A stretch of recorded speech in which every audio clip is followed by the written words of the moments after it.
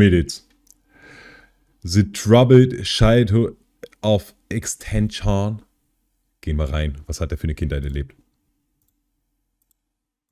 I never claimed to be perfect.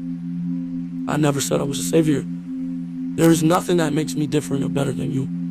I'm no better than you or anybody.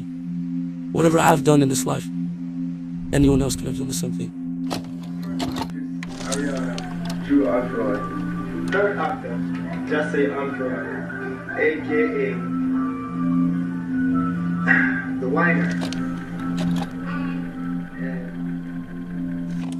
X's life was tragically taken too early and hurt many fans, and even though it's already been 4 years, his pain is still felt. How did a kid who was kicked out of almost every school he attended and had multiple juvenile arrests become the most impactful artist of an entire generation? For this, we have to go back to 1998. Lil Peep gibt's auch noch, ne?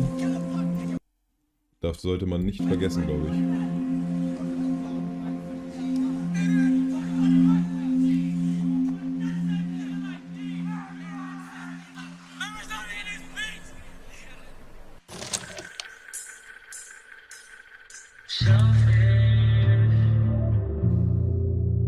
Jahseh Onfor was born January 23, 1998 in Plantation General Hospital in Florida. His parents, Dwayne and Cleopatra, had given birth to a healthy boy, but he was diagnosed early on with atrial septal defect, also known as a hole in the heart. This is actually pretty common. Doctors just advised he never played too rough. He spent the first year of his life living with his dad and his half-sister, Ariana. Ariana watched Jahseh grow up firsthand and knows more about his early childhood than most. She published videos going into detail about his upbringing, but for unknown reasons the videos have all been deleted. But this is what we do know. Always been empty. It'll always be empty. It's a big problem. It's like a void nobody can fill. After being born, his parents had already separated. He would visit between both his mom and dad's homes until settling in with his dad at 36th Street, West Palm Beach. Although he was living at his dad's house, he spent most of his time there with Ariana and her mom while his dad was away working. Dwayne and Ariana said when Jahseh was little, he always wanted the attention to be on him. He would cry until someone picked him up and then go quiet. Although this is completely normal for an infant to do, this would foreshadow the troubled upbringing and behavioral patterns to come. Sometime in 1998, Jahseh's dad had an affair with another woman, giving birth to a third child under a third mother. It was only a few months after this video was filmed that Tashna would call off their relationship.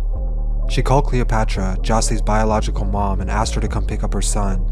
They met at a gas station nearby, and from here forward, things were never easy.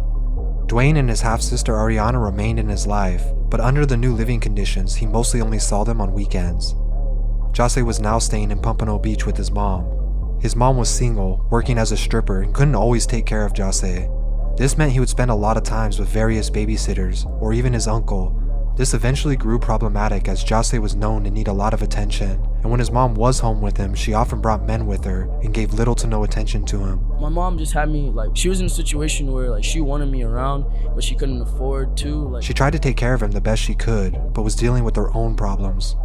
Cleopatra always assumed if he had clothes, food, and a place to stay, she was providing everything he needed, but fell short of giving him the attention he deserved. This is partially Ich glaube, das Problem haben wir heutzutage sehr, sehr viele Eltern. the reason Dass sie sich ein Kind anschaffen, aber im Endeffekt entweder fehlt die Liebe oder die Zeit oder das Geld dafür. Und du musst halt einfach alles drei für ein vernünftiges Leben für ein Kind haben, weil das Kind kann nichts dafür, was du für Umstände hast. he felt like an outcast and had very little real friends. He always felt like he wasn't good enough. But people always respected or feared him. Jahseh never liked bullies and he would stand up to them whenever he got the chance, whether it was for himself or other people. He didn't care. However, around 7 years old, a few significant events happened that really affected his view of the world. This is where things get interesting, and you really start to understand why he was the way he was.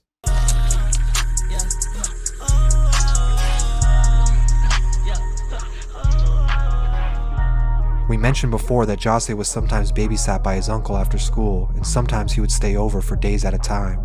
Unfortunately, his uncle was known to suffer from depression, and because of this, he often had outbursts. Sometimes during these incidents, he would take it out on Jahseh, getting physical with him, and because he was so young, he didn't understand why this was happening. One day while Jahseh was at school, his uncle had another outburst. This time, nobody was around to take it out on, so unfortunately, he took the anger out on himself. When Jose returned home from school that day, he was the first person to discover his uncle hanging from the balcony. Seeing this traumatized him and fed his own anger and depression more. Just a few months after this, something else would also happen. A man who was selling drugs and seeing his mother at the time was in their home, and an argument between Cleopatra and him started. Arguing wasn't too uncommon in the house, but after Jose heard the dishes being broken in the kitchen, he came out of his room. He then witnessed the man getting physical with his mom as the argument grew out of hand. Jose claims the man would have killed his mom if he didn't do something. He ran, grabbed a piece of broken glass and jumped on him, biting and cutting him until he left. Although he protected his mom, she became concerned at the same time. This was the first major outburst he had, and it made her realize she needed to pay more attention to him in case he behaved that way again. Over the next few years, as he was transitioning out of elementary school, he would increasingly hate being home while she was away. He dreaded going there just to be alone, but he loved his mom and always went out of his way for her attention. In his own words, he chased her, and over again, Cleo fell short of her promise to give Jose the attention he needed from her.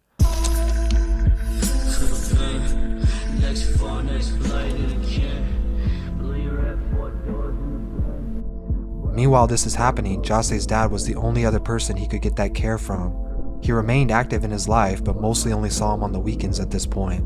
But even that came to an end. Around 2008, his dad would run into some trouble with the law. He met a man who was interested in buying weed in bulk from him. Dwayne and a few others agreed to sell the man 800 pounds, but what they didn't know was a full surveillance team was doing an investigation on the entire process. It was revealed the man was an undercover DEA agent, and they seized over 500 pounds of weed, with Dwayne and 7 others being arrested. The trial would last until mid-2009 when he was sentenced to 9 years in prison for money laundering, conspiracy, and drug trafficking. Jose's dad was a prominent figure in his life who provided stability, and just like that, he was gone.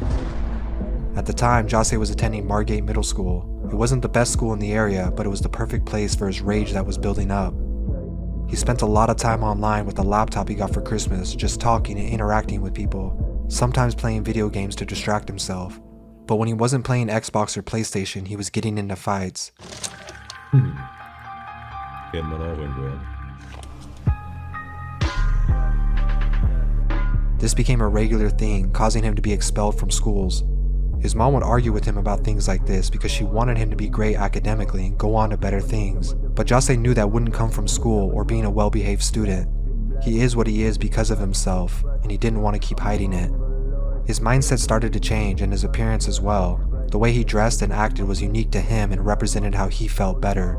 In the 7th grade, he was forced to start at a new school. Although he considered himself an outcast, he was always able to attract and meet people like himself, so making friends wasn't too hard for him. He was friendly unless you gave him a reason not to be, he said.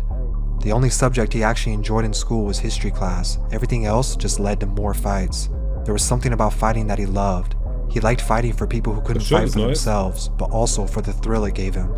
Admittedly, he sometimes fought just because he knew when he went home, his mom would be forced to give him attention after. I chased her, I remember I used to beat her at school just to hear my mom yell at me or talk to me. Over the years, this became too stressful for Cleo, and she started leaving him with his aunt or friends for extended periods of time because she couldn't handle it.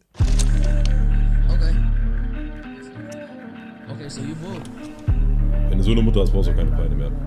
When his aunt saw that he had interest in music, she convinced him to perform in the church choir. But at one of the recitals, once again, he fought one of the band members who Jose said was bugging him and beat another kid with a pair of drumsticks. His outbursts were taking a toll on everyone around him. When he was finishing the 8th grade and going into high school, his mom would officially kick him out. He says at this time he was drifting homeless and felt lost with no direction in life. Eventually, he went to live with his grandma, Colette Jones, in a community called the Isles of Inverry. The neighborhood was popular for drug dealing and gang activity. Here, he met and liked hanging out with the older kids. But his grandma was very religious. She woke up for church on Sundays and had a strict curfew. If he didn't make it home, the door would be locked, so he avoided staying here as much as he could. He bounced around a lot, sleeping at different friends' houses and only went home when he needed to. His depression and anxiety were getting the best of him. He started selling weed and experimenting with drugs like Xanax and Vicodin to numb himself, but these were small problems compared to what was coming.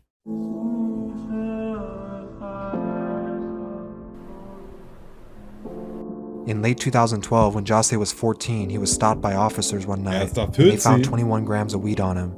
He was charged with a felony and sentenced to 1 month in juvenile detention and 6 months in a correctional facility.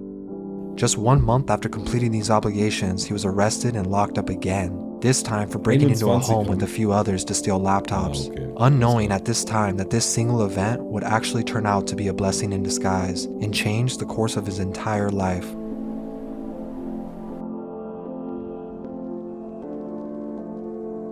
Das war's? Irgendwie Part 1 oder was ist das?